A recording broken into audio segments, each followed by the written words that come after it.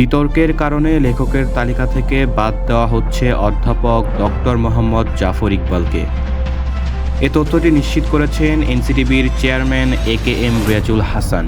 তিনি জানান, মাধ্যমিকের জন্য 2012 শিক্ষাক্রম অনুযায়ী পুনরায় নতুনভাবে 2025 সালের শিক্ষাক্রমের জন্য পাঠ্যপুস্তক প্রস্তুত করা হচ্ছে। এছাড়াও তিনি বলেছেন, পাঠ্যপুস্তকগুলোতে ইতিহাসের যে বিকৃতি করা হয়েছিল সেগুলোকে ইতিহাসে যার যা ভূমিকা রয়েছে সেই অনুযায়ী সংশোধন করা হবে এবং ইতিহাসকে সঠিকভাবে শিক্ষার্থীদের মাঝে উপস্থাপন করা হবে। এছাড়াও তিনি বলেছেন, বিতর্কিত বিভিন্ন ধর্মীয় বিষয় এছাড়া জেন্ডার ইস্যুর যে বিতর্কিত বিষয়গুলো ছিল সেগুলোকে বাদ দেওয়া হবে। কিছু জিনিস আছে সরকারের অতি বন্দনা, ইতিহাসের কিছু বাড়াবাড়ি, এখানে কিছু ধর্মীয় কোনো বা জেন্ডার ইস্যু, এই সমস্ত স্পর্শকাতর কোনো বিষয় যেগুলো বিতর্কিত, সেগুলো আমরা চেষ্টা করব আমাদের যারা টিম কাজ করছে যতদূর সম্ভব সংশোধন কিংবা বাতিল বা পরিমার্জন করার জন্য।